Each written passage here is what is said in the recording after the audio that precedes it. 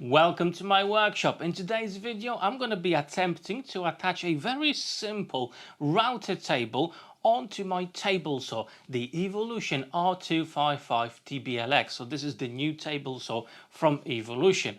Now I'm going to try not to drill any new holes in my brand new saw, so we're going to be trying to utilize the existing places to actually attach our router table. First of all, I'm going to be removing the orange plastic handle that's on the side of the tabletop. For the top of our router table, I'm using 12mm plywood that's 59 centimeters wide and 40 centimeters deep. Okay, so that's our top, and what I want to do is to make sure that our top will go into that recess, as we're going to create a shelf there for this to rest on from the side of the tabletop. So what I'm going to do, I'm just going to offer our piece from the underneath, clamp it up.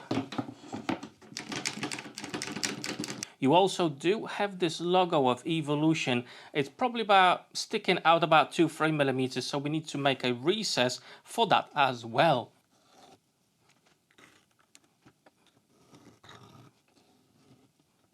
And now we need to cut out the shape. Now, depending on what tools you've got, use that. In my case, I'm using a bandsaw, but if you've got a jigsaw or just a normal handsaw, it will do for this task.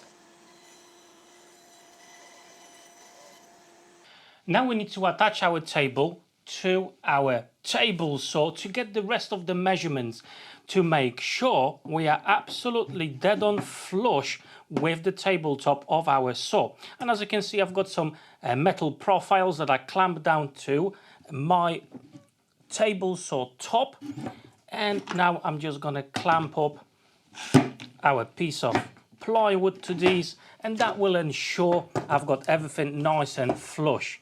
Of course, you know, you can use anything you've got. You can use some nice and straight timber, but yes, make sure now the piece of plywood is dead on flush with the tabletop of our table saw. For the next step, it's actually easier for the saw to be folded up, and we're gonna need a piece of timber or plywood, depends what you've got. In my case, that's 14 centimeters long, 2 centimeters thick and 4 centimeters across. I'm gonna offer that block just over here, more or less in the middle, and I'm gonna clamp this down. And now with a punch, I'm just gonna transfer the holes so we can attach this piece later on with some bolts in the correct place.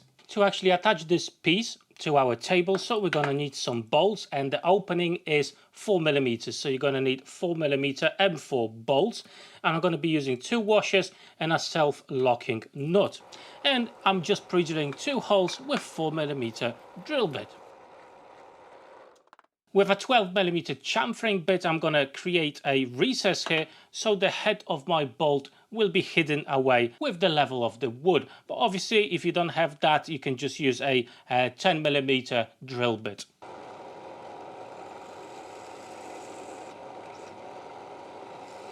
And I've actually decided that from the other side, I'm going to be using some wing nuts. So this will give me the ability to, well, easily remove this if I need to. But again, I'm using a washer and then the wing nut.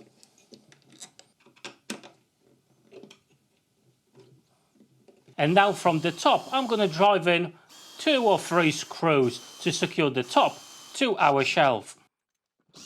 Right, and with this sorted, now we need to think about another support, as this on its own is obviously not enough. And what we're going to utilize is these screws, these bolts over here on both sides of the base of the table saw.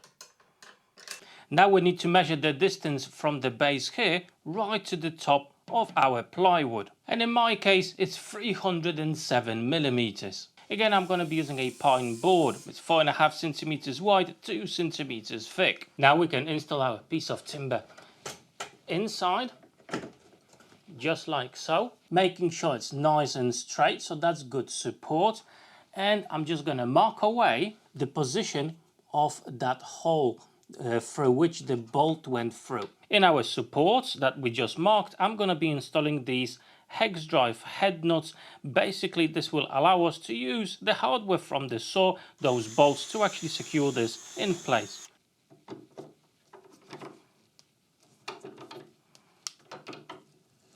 And there you go. Same thing on the other piece. And now we can install our support beam. And we're going to use the original Evolution bolt that was holding the table saw to the base. With the beams in place, I'm going to drive in a couple of screws from the top to these beams to make sure everything's nice and stable, but I'm going to add another triangle cut out of plywood to give more stability to the edge of our router table. On my miter saw, I'm cutting out those two triangle shaped pieces that will become the support underneath our router table. Now we can install the triangles, drilling, countersinking and adding a few screws from the side and then from the top. And now it's time to install the base for our router. Okay, obviously it's going to be from underneath. However, I'm just using the plastic base plate to establish the position for the screws that, well, we need to make some recesses for them so they're not in the way. I've selected the middle as well, which we're going to be cutting out with a hole saw.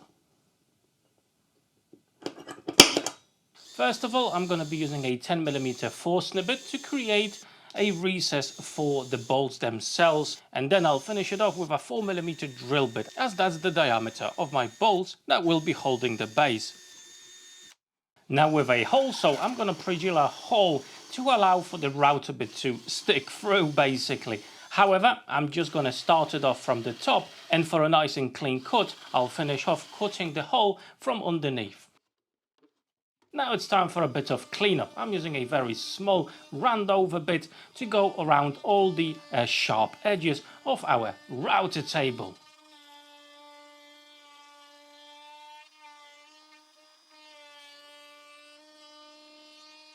Now I'm just going to sand the top off with 120 grit, and after that I'll finish it off with a coat of furniture wax just to give it a bit of protection, and of course it will be a lot easier to slide our material on the table. And finally we can install our router base, and now we can simply add our router from underneath. Alright then, let's give it a test run. I've installed a chamfer bit, so let's go. And there you go, nice and chunky chamfer around our picture frame. And most importantly, does the fence system still works with this? Well, let's have a look.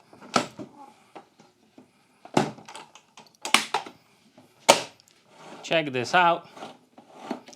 It does work with no issues at all. And actually now when you fully extend the fence, well, you don't have that nasty hole in there. You do have an additional tabletop as well to utilize for your needs. So yeah, absolutely fantastic, no issues at all.